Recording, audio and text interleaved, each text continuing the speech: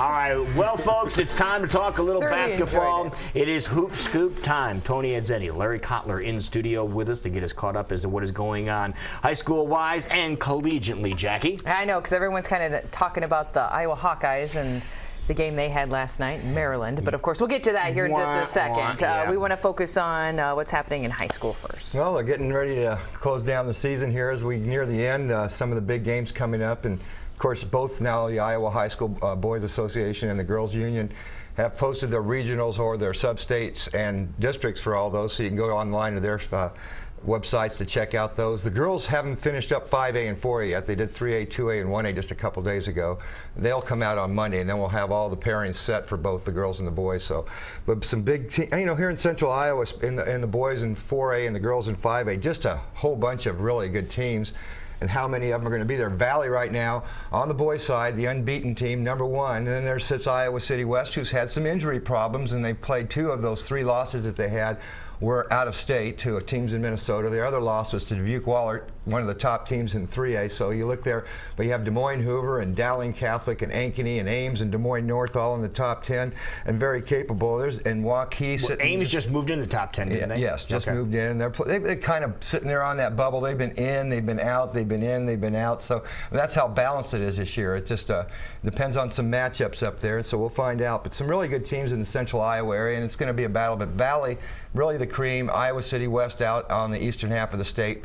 They kind of stand alone. Here in Central Iowa, they're going to beat up each other. And the thing is, there's only 3 sub-states in 4A where the Central Iowa teams can get to the Wells Fargo Arena. Just about ready to say Vets Auditorium again. It's been years. But to get to the Wells Fargo Arena. So 3 CIML boys teams will get there.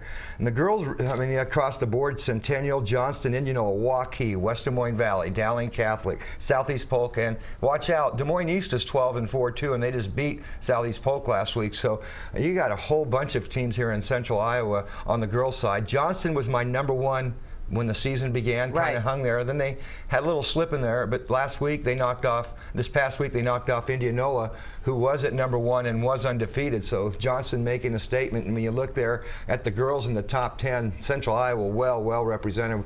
Last week's our new rankings will come out on Sunday morning, which will change there in 5A with Indianola, Ankeny, Centennial, Waukee, Johnston, Dowling Catholic, and Southeast Polk all part of that top 10. But there's going to be some changes, and you can see every week. I always leave in parentheses last week's rankings of this week. There's changes every week. That's how competitive both girls and boys basketball has been this year, and it's not just in the big classes. It's across the board. It's been really fun to watch it all unfold. Any Cinderella stories we can be looking forward to, or is it still too soon?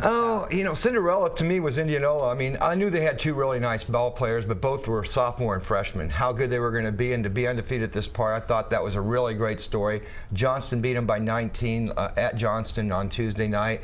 And that's a matchup problem more than anything else, because Johnston has some with Hinders, and they have some big kids in Knuth, and they give you some matchup problems. So that's just it. You hope you match up with who you're playing and not have those issues. And Indianola had those issues against Johnston with size. So and it proved out in that basketball game. But it's going to be fun.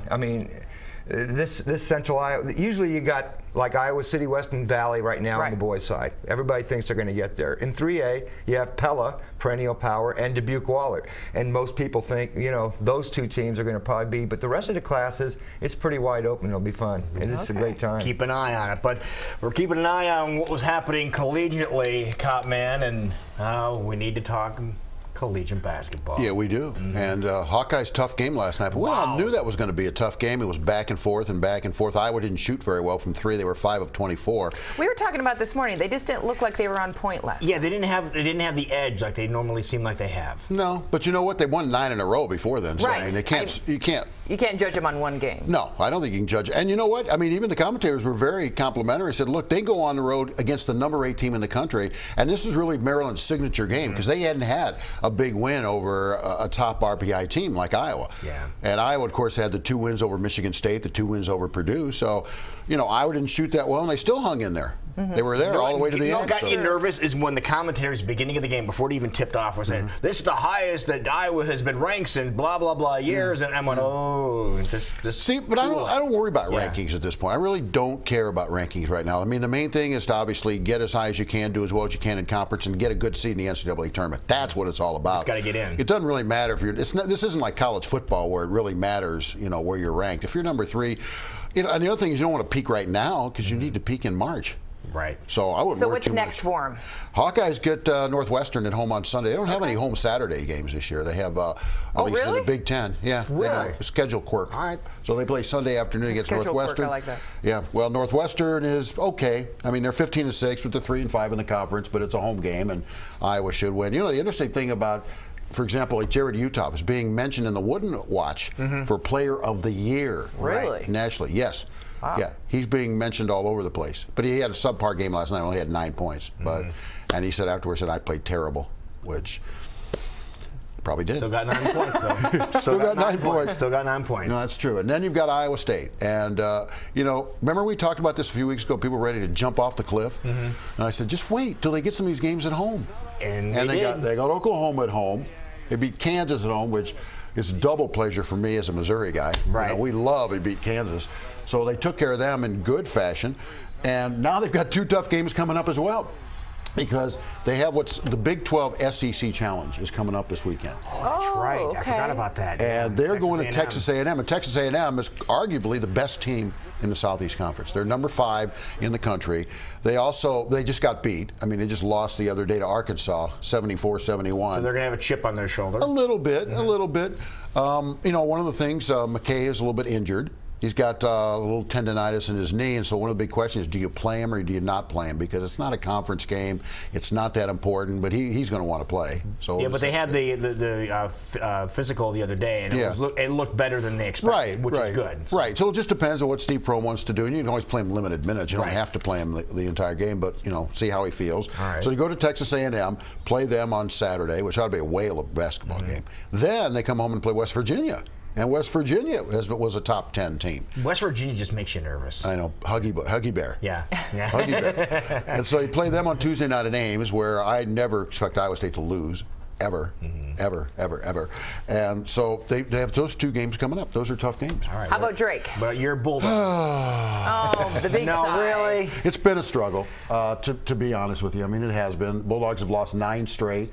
0-9 in the conference for the first time since 97-98, and lost 13 of 14. You know, but they're battling. I mean, the thing is, they just haven't found a way to win, and sometimes you just don't know how to win, and they're still trying to figure that out. But I was telling Tony, I said, every game there's somebody comes out of the woodwork and goes crazy. You know, against Loyola, some guy who's hit about 20% from 3 comes in and hits 3 big threes at the end of the game, or toward the end of the game. The other night, these 2 big guys for Illinois State, Hawkins and McIntosh, who were about 33% three-point shooter, they combined to hit 9 of 10, and the team hits 15 of 27. And the game plan was like, well, go ahead, let them shoot from the outside. We don't want them to penetrate the paint.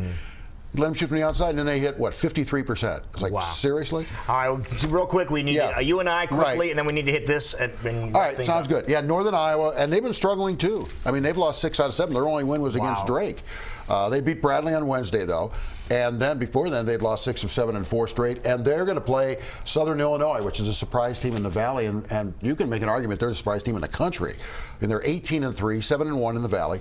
And then the Panthers play Evansville. Okay. Yeah, but you and I beat the number 1 team in the country. Just remember that. So they did. Okay, that's the key thing. Early. There you go. All right, hit this real quick there, Cop Man. All right. Well, the Newton Police Department. We're going to support the Newton Police Department. I'm working with the Iowa Barnstormers Tuesday night from 5 until 7 o'clock at the Newton, Montana Mike's. You can meet Smokey, the Canine Officer. Show the camera right there. Right there. There you go. Smokey, the Canine Smokey, the Canine Officer. Montana Mike's. This is the one in Newton, just off the highway when you go out 80. Right. And you get off at was it Highway 14 in it? Right. Yeah, you just go over there, and it's a benefit, and the Barnstormers are going to be there, and head coach Joe Brannon, who you'll see in here next week, by the way, and also some of the players will be there, so we hope that people will stop out to that. That's Tuesday night. I won't be there because I'll be up in Terre Haute, lovely Terre Haute, Indiana, but we hope people come out, and it's a great benefit for Smokey and the Newton Police Department. All right, Tony, your radio show. Tomorrow morning, 8 to 10, CISN.TV is our